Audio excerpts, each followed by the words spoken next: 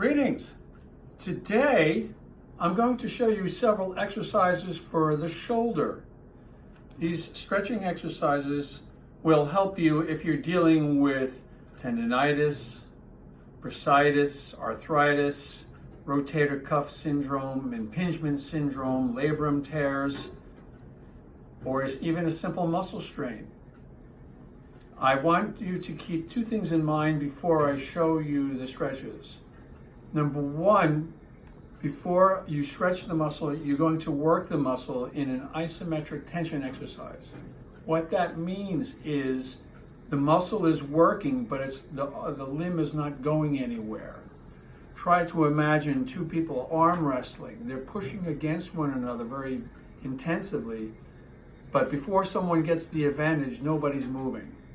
That's called isometric muscle contraction. So there's work without movement. We're going to have you do that for 5 seconds to the area prior to the stretch.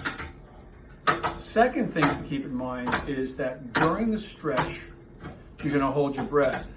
So before you begin the stretch, you take a deep breath in, you hold the breath, and then go into the stretch, and then come out of it and breathe out. The isometric tension exercise and the stretch exercise both will last 5 seconds. So you're going to count from 5 to 0 during the tension exercise and during the stretch. All right, so let's begin. The first exercise is to elevate the shoulder. Now, as you can see, I'm standing in a doorway, and we use the doorway as a tool to help the stretch. So if you're having difficulty raising the arm, what you'll do is you start off by bending your elbow, placing your hand on the door frame. You could always also do this on a wall, but I'm in a door frame for reasons I'll explain very shortly. So if you're having trouble getting the arm up, what you do is use the strength of your fingers to pull the hand up the wall. If you notice, my hand is crawling forward as like an inchworm would walk, right? And you use the strength of the fingers to grip and pull the arm up. At a certain point, you're going to reach resistance. You're not going to be able to go any further. In this case, let's imagine I can't go any further than 90 degrees, which is roughly where my arm is now. All right, so this is as far as it goes. It can't go any higher. All right, now, what I do is I start off my isometric tension exercise by pushing my arm downward into the door frame. So I'm going to move away so you get an idea of what I'm attempting to do. I'm attempting to do this, but the door frame is going to resist me. So I start pushing down, and how you breathe during the isometric tension exercise doesn't matter. Breathe any way you wish. So I'm pressing into the door frame and down a little bit for 5 seconds, and I stop and I rest. Then what I'll do is I'll take my deep breath, and in order to get that arm up, I need to lower my body. So I'm going to bend my knees very gently and very slowly, and that has the effect of elevating my arm. And I stop at the point where I can't go any further. Now, during this time, I'm holding my breath. I'm not holding my breath right now, obviously, because I'm explaining to you what to do. But while you're doing this, you hold your breath for 5 seconds, and then come back up and breathe out. So let me demonstrate without talking. I take a deep breath.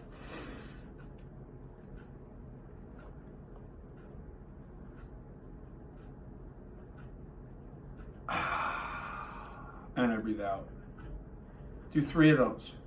All right, that'll help you elevate the arm. Now, there's a certain point at which you're going to be able to go higher and higher as you improve. As that occurs, you're going to need to bring your torso closer to the door frame or closer to the wall in order to reach up.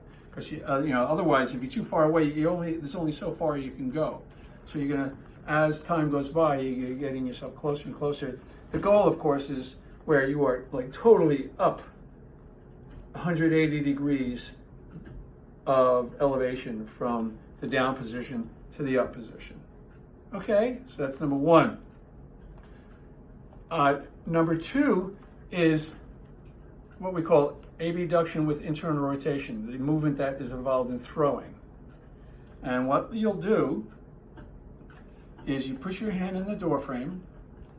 You start off with an isometric tension exercise. So you're going to push forward as if you're going to throw, like this movement, like that. You just push with the hand. So I'm pushing forward. I count to 5, and then I rest. Then I take a deep breath in, hold the breath, and then all you do is you bend over like this, and you stop until you start to feel the pressure in the shoulder, just like that. And then come back up, breathe out, and rest. And do 3 of those. That's very good also for rotator cuff and for impingement syndromes.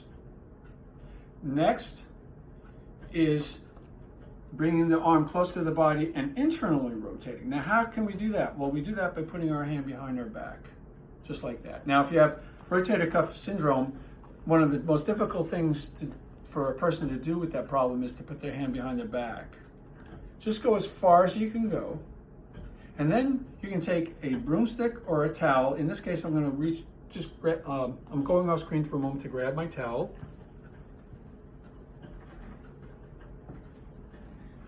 What you do is you take a bath towel, broomstick just works just as well. You roll it up into a almost like a strap, if you will. You can also use a belt or a sash or a long kerchief, anything that is like somewhat this long and something that you can grip onto. And what you do is you hold it with the opposite hand, put it behind you, and at below, you grab it with the other end with the other hand, just like that. See that? Okay. Now, to start off, you're going to want to do an isometric tension exercise, and to do that, you have to pull the 2 ends away from each other, just like this. So this hand is pulling down, this hand is pulling up, and they're both working against one another, and nobody's going anywhere. 5 to 0, you count, and then you rest a moment.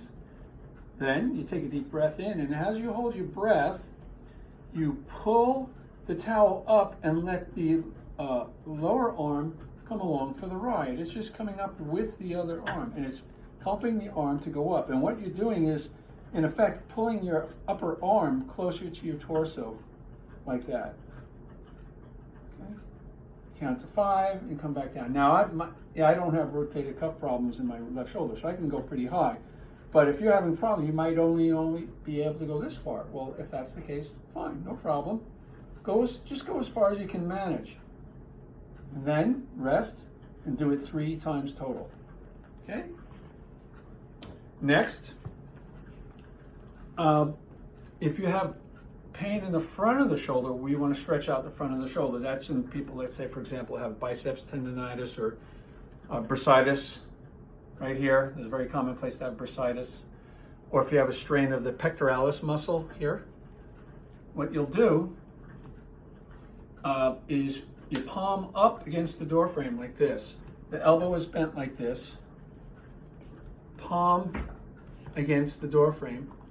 And what you'll do is you push forward for 5 seconds as your isometric tension exercise. You just push forward. Here we go. I'm pushing forward as if it's going to push my body backwards. But don't go backwards. Just stay put. Push into the door frame with your hand. You're pushing for 5 seconds. Then rest a moment. Then you take a deep breath. And then just move your body forward. And you're going to pushing the arm back behind you. And in effect, what you're doing, if you can see, your arm is being pushed back in this direction. Remember, keep the palm up.